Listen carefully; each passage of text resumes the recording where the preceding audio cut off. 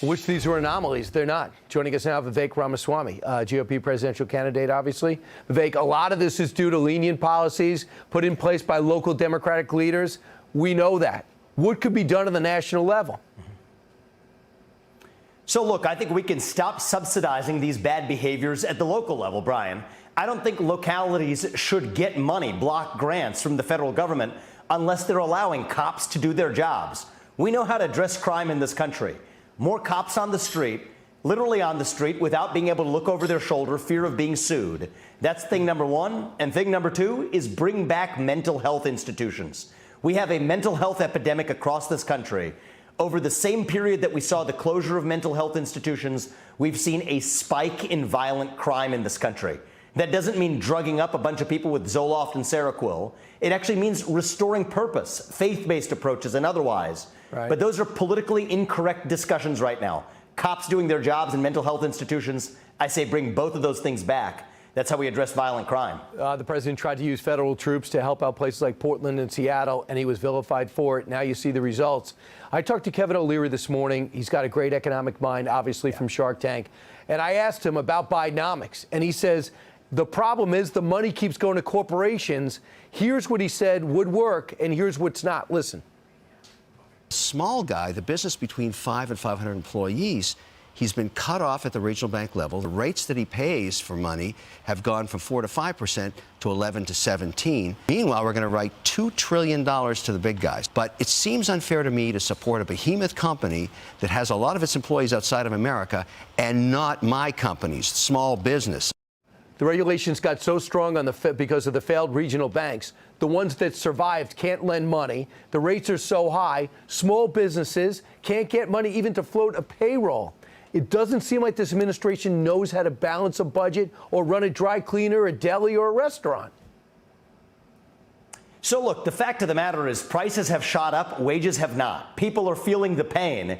And the answer is Bidenomics is really only working in name because of the optical illusion they've created by government spending in picking favorites. The number one sector that expanded jobs, Brian, in the first half of this year was actually the government itself. That's the same government that's picking favorites in the private sector.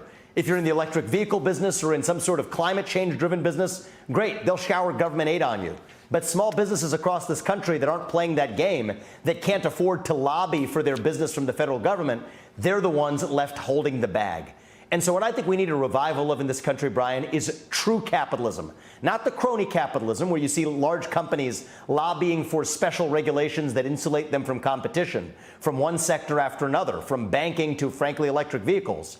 But what we actually need in this country is one standard of the rule of law applied to every company. Let them compete. Let capitalism once again be the system that lifts all people up from poverty. I'm sure you saw Leader Mitch McConnell real quick freeze up for the second time, maybe even the third, after his concussion that wiped him out for a while. In a statement, they said McConnell is okay now, that he's medically clear to continue his schedule as planned.